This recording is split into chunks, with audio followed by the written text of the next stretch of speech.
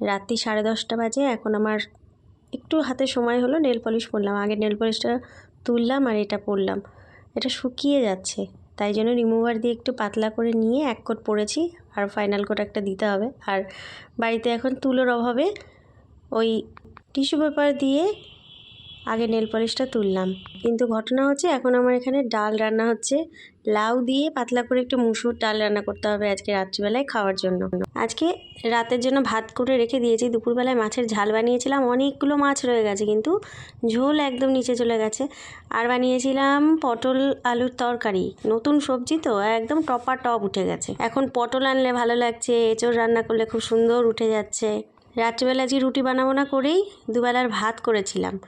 এখন ওই জন্য একটু গরম গরম ডাল বানানো হচ্ছে, তাই দিয়ে খাওয়া হবে। ঘটনা হচ্ছে এখন আমি নেল পলিশ হাতে কী করে ডালটাকে ফোড়ন দিই।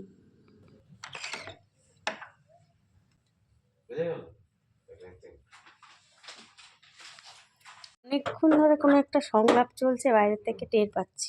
আচ্ছা, মুড ঠিক আছে? স্কুলে খাতা দেখলে? আর কি দেখলে?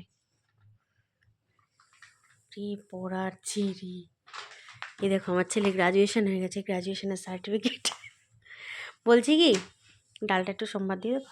আমার নেল পলিশের ফাইনাল কোট হয়ে গেছে। এই যে এত এক্সামের শিটের সব খাতা ছড়ানো। নে রে বাবা, এবার এগুলো গোছা। আর স্ট্যাপলারটা দে না আমার হাতে, কই সে?